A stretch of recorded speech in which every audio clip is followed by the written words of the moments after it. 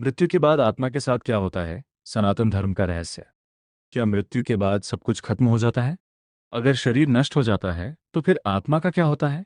क्या आत्मा अपने परिवार को देख सकती है? क्या मृत्यु के बाद कर्मों का हिसाब होता है? और क्या आत्मा को फिर से नया जन्म मिलता है? सनातन धर्म में इन सवालों के बारे में बहुत गहरी आध्यात्मिक अवधारणाएं बताई गई हैं। आज की इस वीडियो में हम इन्हीं मान्यताओं को सरल भाषा में समझेंगे। मृत्यु को सनातन धर्म कैसे देखता है? सनातन दर्शन में मृत्यु को जीवन का पूर्ण अंत नहीं माना जाता। भगवद गीता में भगवान श्री कृष्ण अर्जुन समझाते हैं कि आत्मा को नित्य और अविनाशी माना गया है। अर्थात शरीर बदलता है लेकिन आत्मा को नष्ट होने वाला नहीं माना जाता।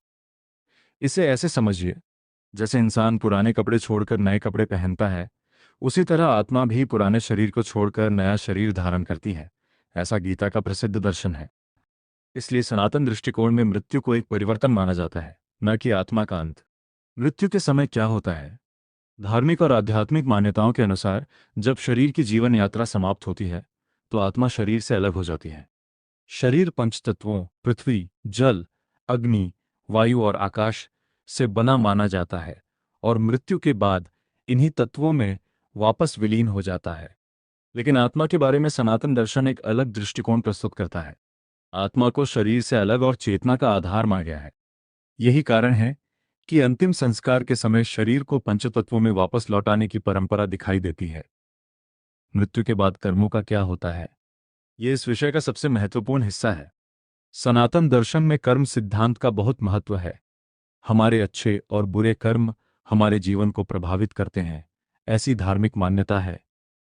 इसका अर्थ केवल यह नहीं है कि मृत्यु के बाद कोई तुरंत बैठकर हर व्यक्ति को दंड देता है, बल्कि कर्म को एक ऐसी व्यवस्था के रूप में समझाया जाता है जिसके अनुसार हमारे कर्मों के परिणाम हमें किसी न किसी रूप में प्राप्त होते हैं। इसलिए सनातन धर्म हमें बार बार यही संदेश देता है, अच्छे कर्म करो, क्योंकि कर्म कभी व्यर्थ नहीं जाते।